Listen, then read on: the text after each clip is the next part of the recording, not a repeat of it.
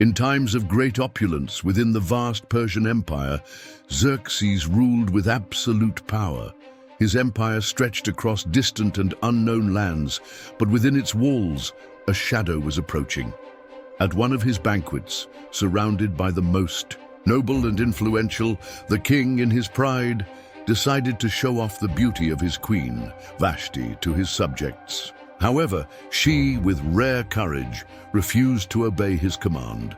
In his anger and humiliation, Xerxes made a drastic decision to depose Vashti and seek a new queen, someone worthy of his empire. The order was given, and candidates from all over the kingdom began to be gathered. It didn't take long for the name of Esther, a young Jewish woman, to be mentioned among the most beautiful women of the empire. Though her origin was unknown to the king, her destiny was about to change. She was brought to the palace under the care of eunuchs and prepared for a royal competition that, to all appearances, seemed to be just another attempt to please the whims of a monarch. But unknowingly, Esther was approaching a turning point in the history of her people. Meanwhile, outside the palace gates, Mordecai, her cousin and mentor, waited.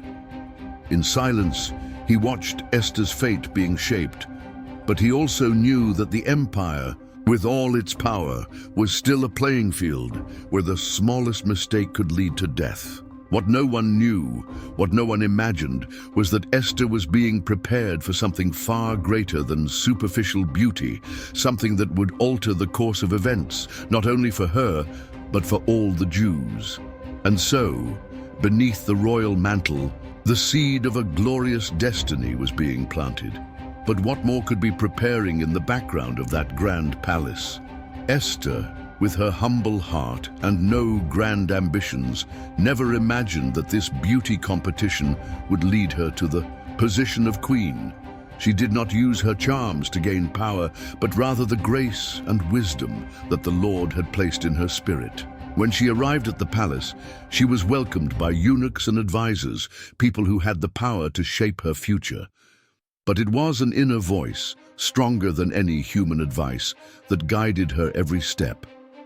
The young Jewish woman stood out among the others, not just for her beauty, but for the kindness and humility with which she treated everyone around her. She was not a woman who desired to be the center of attention. She knew that within that palace, her life would never be the same. However, what she did not know was that every one of her gestures was being carefully observed.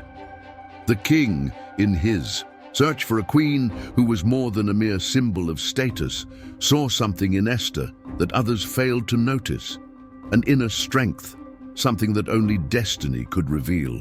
The crucial moment arrived. On a quiet night before Xerxes, Esther was chosen. No other name was spoken. She didn't know what this meant, but she knew that a heavy responsibility now lay upon her shoulders. Without being summoned to the throne room, she became the new queen of the Persian Empire, not by personal merit, but by a plan far greater than she could comprehend. While Esther got used to the luxuries of the palace, Mordecai, her cousin, watched from afar. He knew that the palace hid more than jewels and wealth. There were also secrets and intrigues, and not everything was as it seemed. But for now, Esther was safe, seemingly invisible to the kingdom's eyes. However, tranquility was only momentary. Something in the air was about to change, and the fate of all would begin to take shape, without anyone knowing how or when. And so, the game of power and betrayal began, without Esther realizing it. The question lingered in the air. What would the future hold for her, the young queen? The palace, though surrounded by luxury, hid a web of intrigues and dangers. Amidst so many alliances and betrayals, one figure stood out. Haman, the most powerful official in the empire, in the shadow of King Xerxes himself. His rise was meteoric, and his eyes were fixed on glory and recognition. But there was something else about Haman, something that made him even more dangerous, a silent but deep hatred for the Jews. It all began with Mordecai, Esther's cousin.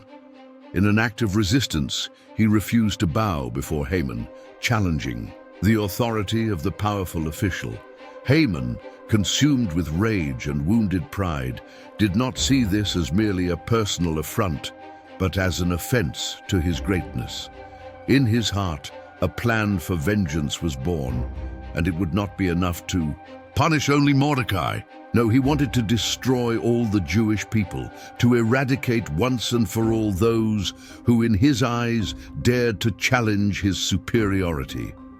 Haman went to Xerxes, and with a cunning smile began to weave a lie. He portrayed the Jews as a rebellious people who did not follow the laws of the empire and represented a threat to the kingdom. With his sharp and manipulative tongue, he convinced the king that the destruction of an entire people would be a wise and just decision. Xerxes, who trusted Haman blindly, signed the decree without questioning the details. With a simple gesture, the fate of the Jews was sealed. The decree was issued, and soon, throughout the empire, orders for annihilation would spread like a growing shadow.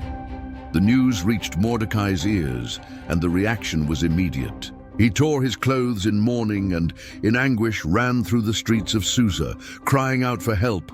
The Jews were condemned, and everything seemed lost. Yet, something more was about to happen, something that, deep down, he still did not fully understand. As the city filled with fear and despair, the real battle was about to begin. The weight of destruction loomed over everyone. But in the palace, at the heart of the power, Esther still did not know what was happening. Haman's plan was in motion, and she, sitting on her royal throne, was about to be confronted with a brutal truth. The fate of her people was tied to her courage. And then Mordecai made his voice heard, and the silence in the palace began to break. The question echoed: how far would Esther go to save her own? Mordecai, with a heavy heart and a mind full of despair, knew time was running out.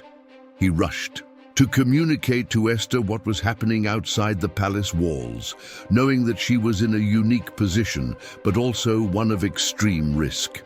The message was clear: the Jewish people would be exterminated, and Esther, as queen, was the only one who could intercede. But Mordecai's request did not come as a plea, it was a call to courage. He knew that if Esther did not act now, all her people would perish. However, he also knew that her decision would not be simple. She would have to act without being called by the king, meaning she would risk her life. In an empire where even the king could be ruthless with those who dared to break his rules, Esther was about to walk down a path with no return. It was then that, with her soul tormented, Esther received Mordecai's message. He said something that changed everything. Who knows, perhaps you have come to royal position for such a time as this. These words seeped into her heart like both a balm and a blade. She knew it was not by chance that she was there in the palace, in the position she held. The question now was whether she would have the courage to act in accordance with the divine purpose that had brought her to that place. Esther, with a spirit of determination she did not know she possessed, called for all the Jews in Susa to fast for 3 days. It was not just a physical fast, it was a cry for divine intervention, a request that God guide her actions and give her strength for what was to come. While she prayed and prepared, the weight of responsibility fell upon her like a silent storm, threatening to break at any moment. But in the silence of her heart, she felt the strength of something greater than herself. After 3 long days, Esther presented herself before King Xerxes. She entered the hall, unbidden, without the guarantee that she would be received. The fate of all the Jews now rested in her hands, and her act of courage was about to define the course of history. But what would happen if the king did not look upon her with favor? The fear was real, but at the same time, faith sustained her. With the king's scepter extended toward her, Esther saw there the opportunity to not only save her people, but to move heaven and earth in an act of bravery unlike any other. But her path was still full of uncertainties. What would she do now? How would she face the greatest of all challenges? The future, as always, was at stake. The 3 days of fasting passed slowly, as if time itself had been suspended in a tense quiet. While the Jews in Susa united in prayer and supplication, Esther, now more than a queen, was becoming the voice of an entire people. Her fast was not just a physical preparation, it was a surrender of her soul, a desperate search for strength she knew she did not have on her own. The palace, with all its grandeur, seemed a distant world compared to the weight of the destiny she carried. Within her chambers, Esther spent the hours in prayer, her thoughts echoing in the vastness of her responsibilities. Each breath felt heavier than the last, for the decisive moment was drawing near. Mordecai was not around, but he still guided her with his words of wisdom. He trusted her, and that gave her strength. But what she did not know was what would really happen when she crossed the invisible line that separated her life as a queen from the true battle for the life of her people. On the morning of the 4th day, Esther donned her royal garments. The golden robes that gave her an image of power and majesty now felt like a burden. The crown that rested on her head was a symbol of her authority, but also a constant reminder of the responsibility she bore. Each step she took down the corridor toward the throne room felt like walking the line between life and death. When she arrived before the king, the silence in the air was almost palpable. Xerxes, sitting on his throne, looked at her with a mix of curiosity and authority. It was a look of absolute power, but also one of something Esther could not immediately identify. He could have, like so many before her, dismissed her with a simple gesture. But what followed was surprising. The king, in an act of mercy that no subject would dare expect, extended his scepter to Esther, allowing her to approach, signaling that she would not be punished for presenting herself unbidden. The tension dissipated for a moment, but what would follow was much more complicated. Esther, with her heart still racing, began to speak, but it was not the immediate revelation of the fate of the Jews that she brought. Instead, she invited Xerxes and Haman to a private banquet. Strategy was at play. She knew that the moment to reveal the truth required more than just a simple presentation of facts. She needed to understand Xerxes' reactions to create the perfect setting to unmask Haman without the king feeling threatened or disrespected. At the banquet, the tension continued to rise. Xerxes, eager to be surprised by Esther, anxiously awaited the revelation. Haman, for his part, felt confident, perhaps even arrogant, believing that his position in the kingdom was unshakable. But Esther, with an unusual calm, was orchestrating her move. What seemed like a simple meal would soon transform into the stage where the fate of her people would be decided. The silent battle between good and evil was intensifying. Esther had not yet taken the decisive step, but each movement of hers was guided by something greater. Her next move could save or condemn all the Jews in the empire. What would happen at the next banquet? How would the king react to the truth Esther was about to reveal? Esther's banquet, though outwardly a simple meal, was much more than that. Every dish served, every glass of wine poured, was imbued with strategy. Xerxes, sitting alongside, Haman appeared relaxed, perhaps even charmed by Esther's cordiality, but something hung in the air, something indefinable, as if the atmosphere itself were charged with tension. Haman, with his self-satisfied smile, could not perceive that this banquet was, in fact, a stage where he would be unmasked. Esther, with the skill of a born leader, conducted the conversation with finesse. She did not immediately reveal Haman's treacherous plan, as everyone might have expected. No, she was weaving a subtler plot. She knew that more than simply exposing the truth was required. She needed the king to arrive at the truth on his own, without feeling manipulated or deceived. Every word she spoke seemed carefully calculated, each pause in her speech a space for the pieces to fall into place at the right moment. The king, intrigued, asked what Esther desired. "I ask only one favor, my king," she responded, her voice soft but filled with an invisible power. "If it pleases your majesty, permit me a second banquet where I will provide the answer to this question." Xerxes, seemingly satisfied with the response, agreed. The banquet continued, but the scene was now set. Esther, with a subtle smile, knew that time was becoming her ally. Haman, completely immersed in his arrogance, believed he was closer than ever to securing his victory. Deep down, he did not understand that he was being led toward his own downfall. Haman's pride was his greatest enemy, and unknowingly, he was approaching his own judgment. The king, perhaps more curious than ever, was beginning to sense that there was more to this banquet than just a simple meal. However, the true weight of the moment had yet to be revealed. The tension that hung in the air, like a storm about to break, was almost palpable. Each movement of Esther was one step closer to the confrontation that would change the fate of all. But there was still one last meeting, one final banquet, where the truth would finally be revealed and the masks would fall. What would happen at the second banquet? The revelation was about to come to light, but for now, the curtain was still closed. Esther held in her hands not just the fate of her people, but the power to reverse the course of history. What would the king do when the truth unfolded before his eyes? At the second banquet, the atmosphere was already thick with an almost palpable tension. Esther, now in control of the situation, knew that the decisive moment had arrived. King Xerxes, though he had already accepted the idea of a second meeting, was still intrigued. He hoped to finally understand what was at stake, but he did not know that the final piece of the puzzle was about to be put in place.